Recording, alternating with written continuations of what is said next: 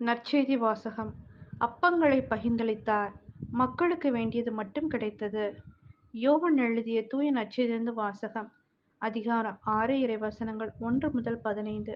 அக்காலத்தில் இயேசு கலிலேய கடலை கடந்து மறுகரைக்கு சென்றார். அதற்கு திபேரிய கடல் என்றும் பெயர் உண்டு. உடல்நலமற்றோருக்கு அவர் செய்து வந்த அருமடையாளங்களைக் கண்டு மக்கள் பெருந்திரளாய் அவரை பின்தொடர்ந்தனர்.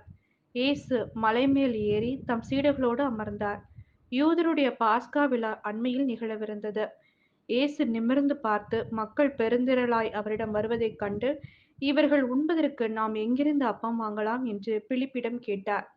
தாம் செய்யப் போவதை அறிந்திருந்தும் அவரை சோதிப்பதற்காக இக்கேள்வியை கேட்டார். பிலிப்பு மறுமொழியாக, 200 தெனாரியத்திற்கு அப்பம் வாங்கினாலும் ஆளுக்கு ஒரு சிறு மீன் துண்டும் கிடைக்காதே என்றார். அவருடைய சீடருள் ஒருவரும் சீமோன் பேதுருவின் சகோதரருமான அந்திரேயா, இங்கே சிறுவன் ஒருவன் இருக்கிறான்.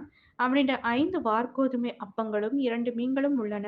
ஆனால் இத்தனை பேருக்கு அவை எப்படி போதும் என்றார். இயேசு மக்களை அமரச் செய்யுங்கள் என்றார். அப்பகுதி முழுவதும் புல்தரையாய் இருந்தது. அமர்ந்திருந்த ஆண்களின் எண்ணிக்கை ஏறக்குறைய 5000. இயேசு அப்பங்களை எடுத்து கடவுளுக்கு நன்றி செலுத்தி அமர்ந்திருந்தோருக்கு கொடுத்தார். அவ்வாறே மீன்களையும் பகிர்ந்தளித்தார். அவர்களுக்கு வேண்டிய மட்டும் கிடைத்தது. அவர்கள் வயிறார உண்டபின் ஒன்றும் வீணாகாதபடி எஞ்சிய துண்டுகளை சேர்த்து வையுங்கள் என்று தம் சீடரிடம் கூறினார். மக்கள் உண்டபின் 5 வாற்கோதுமை அப்பங்களிலிருந்து எஞ்சிய துண்டுகளை சேர்த்து சீடர்கள் 12 கூடைகளில் நிரப்பினார்கள். இயேசு செய்த அந்த அருமடையாளத்தைக் கண்ட மக்கள், உலகிற்கு வரவிருந்த இறைவாக்கினர் உண்மையிலேயே இவரே என்றார்கள். அவர்கள் வந்து தம்மை பிடித்துக் கொண்டு போய் அரசராக்கப் போகிறார்கள் என்பதை உணர்ந்து, இயேசு மீண்டும் தனியாய் மலைக்குச் சென்றார்.